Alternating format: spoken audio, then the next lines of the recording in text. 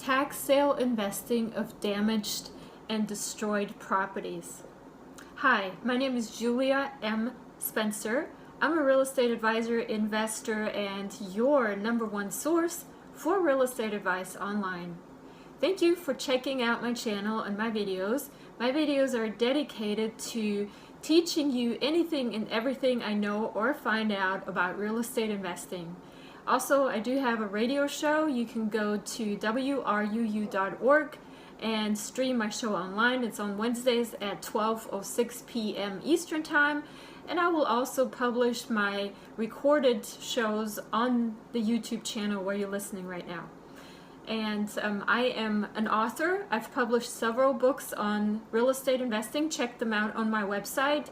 My website address is at the bottom of this video, juliamspencer.com. You can also subscribe to my newsletter there and download your free guide to real estate investing.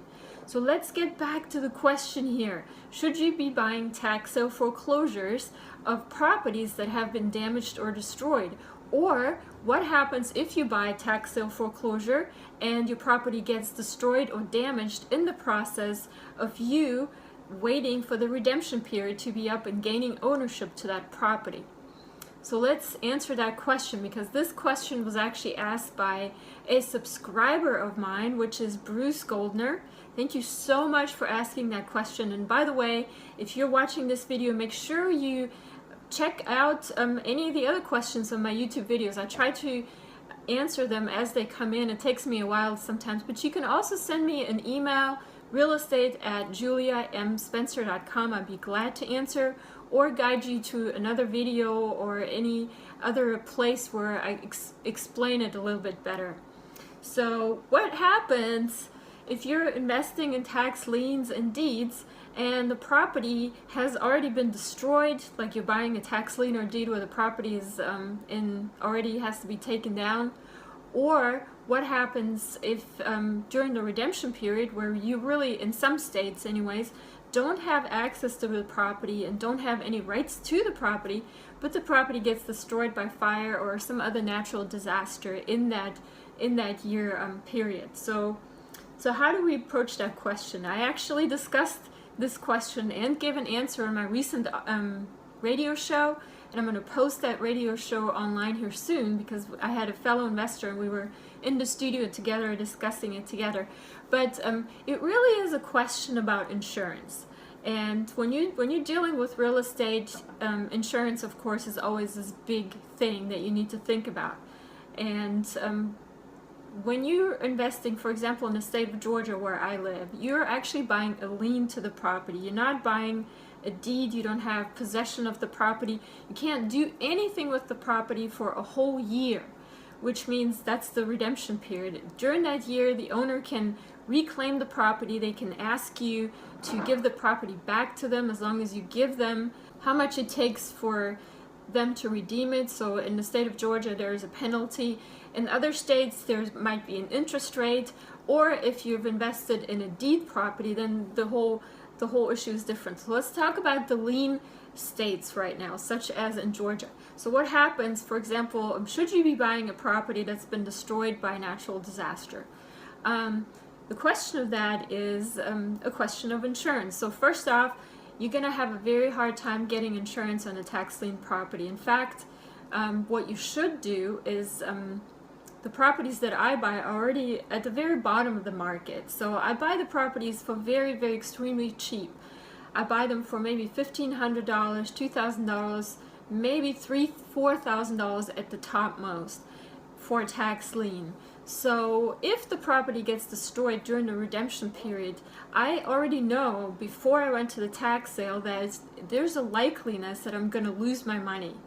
And there's a likeliness too that you might actually lose even more money, because if the building is destroyed and the city or the county will come to you then to remove that property because it's a hazard for anybody that walks on the property, it's an eyesore for maybe the neighbors, and people are going to start sending you letters saying you got to take that stuff down. In fact, I've already bought previously a tax lien property, and there is a video on YouTube about this that basically was in such bad shape that the city was constantly pinging for me to take it down, and it would have been a huge, huge expense to take the building down. So there's another way that I dealt with this, because I didn't want to pour more money after good money after bad money, and I've already lost on that tax lien foreclosure, so I didn't want to pour even more money on it to remove the building so I would have the land. So here's a couple ways to think about this. First off, before you go to the auction, always do your due diligence. In my newest book on how to make more money with tax sale foreclosures, there are several modules that explain my 6-step process on how to perform due diligence on researching properties. So you need to follow those steps to research a property, and the very last step is obviously to go to the property and check it out with your own eyes and make sure you know the condition of the property before you invest in it. That's very important, and I've made the mistake many times before, and I have lots of videos to prove what happens when you make that mistake, to not put your eyes on the property. So let's say you found a property, it's still upright, I guess. You purchased the tax lien, and natural disaster, hurricane, fire, whatever sweeps through and takes the building down. So now you're stuck with a pile of rubble and complaints from neighbors, city, county officials, and anybody and everybody. And also you're going to be liable for anybody walking on that property and hurting themselves. So here's two philosophies. This is what I do, and I'm going to tell you the other philosophy what other investors do that I've heard, that I've shared the same story with. So I purchase properties where the purchase price of the lien or the deed is lower than the value of the actual land only. And you can research that by going to property cards and kind of assess how much the land is worth versus the building. So if the land is worth a significant amount and the building is worth maybe a significant amount too, make sure that the purchase price that you're investing, the maximum, is at or below what the value of the land is. Actually, you prefer it to be way below because you don't know what other expenses may come. So let's say you want to buy this property and the purchase price is $1,500. If you go to the property cards, the tax assessed value of that whole property is about $35,000, and the land of that is worth about $10,000. That's okay, you know, because you can actually pay $1,500 for a $10,000 property, and even though it's assessed at $30,000 with the building, if the building was gone, you still have enough of a margin to play with that the property will never be worthless to you, even if a major disaster strikes. Of course, we have these special occasions where you have, you know, landslides and things where the land actually can't be used, but they're very rare. So don't even worry about those. So I always go in with the knowledge, how much is the land worth, how much is the building worth, and I try to bid underneath of what the value of the land is at least. So that's kind of a way to averse the risk. The second thing that I do is I don't get insurance on the property, which is very difficult to get if the property's been vacant for a long time or is in bad shape. But what you should do as a business, get some sort of umbrella insurance. And that just means that it's an overall liability insurance for your business, which encompasses everything that you own. So what the insurance agent will do, they'll ask you, if you had to list all your assets and everything that you own, how much money are you actually worth? And then take out an umbrella policy for everything that you own. So in that case, if anybody were to sue you over this property or any other property that you maybe have in a pipeline, if you invested in tax lien foreclosures before, then you would be insured for anybody falling and breaking a leg on your property under the umbrella insurance, and not that particular house by itself or that particular property, because you wouldn't have access to it yet and you don't have possession of it yet, and there might be somebody else living there. So you want to be insuring yourself and your own interests and your liability, and the best way that you can do that is get umbrella insurance for your whole entire business operation, which will include any of the other liens that are currently sitting there, maybe in various stages of the redemption period. Now, if you have a deed, if you're invested in a tax lien foreclosure that's a deed, that's a different story, because there won't be a redemption period and you likely can get possession of that property very quickly. Now, with those kinds of investments, you can go to an insurance agent and insure that property individually very quickly. However, you're going to be paying a good dollar for that, because if the property hasn't been insured for a while, it's going to be very difficult to get an insurance underwriter to sign that policy, because they're very hesitant if something hasn't been insured in a while. So they don't know the status of it, they don't know the disrepair of it or repair status, and so they're going to be very hesitant to sign insurance policies. So what you'll do in that case, you'll get a bunch of quotes and you purchase the least amount of coverage. Actually, you want to purchase the highest amount of coverage for liability and the least amount of coverage for actually damages to the building. Meaning that if it burns down, if there's a flood or whatever, you're not going to get much, but at least if somebody hurts themselves, then medical payments and stuff will be paid.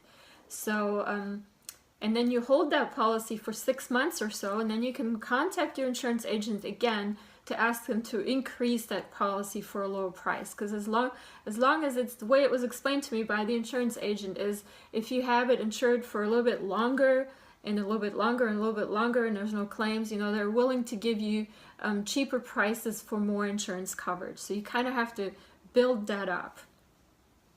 And that's kind of what I usually do. I mean, most of the states that I invest in are lien states. I don't have a lot of deed states. So I have an umbrella policy for my entire business, because I can't get very good insurance on individual properties. And by the way, that would be just too many, because I buy so many liens. And I make sure that the purchase price I pay for a property is always less than what the value of the land only is. And the third thing that I usually do, and that I have seen other investors do, is as soon as I get a tax lien or a deed property, if they're going to just hold on to it for a while and not do anything with it, in terms of a lien property, of course, you have to kind of hold on to it, because it could be a liability and there's a redemption period. But in a deed property, you actually have access to it.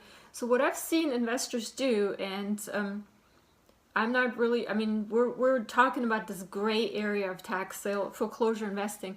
What I've seen them do is they actually go to the houses, assess whether they're vacant or not. And if they're vacant and have been vacant for quite some time, they'll send in a bunch of contractors and board up the house. I mean, they will literally board up the doors, any kind of exits to the house, any kind of windows, and just board everything up, and they just let it sit there. And if the original owner comes back and reclaims it, then okay, it's not that hard to take the boards down. You are technically trespassing, and I did remind those investors that's what they're doing. But in their cases, the properties have been vacant for a long time, have been abandoned, very obviously abandoned, because the yard is in disrepair, and they just take the risk to trespass and board the things up to protect their own interest and just see what happens. So a lot of times what investors do, they operate in this gray area, which is kind of under the radar. You kind of do things until you're told that you can't do it, and then you adjust.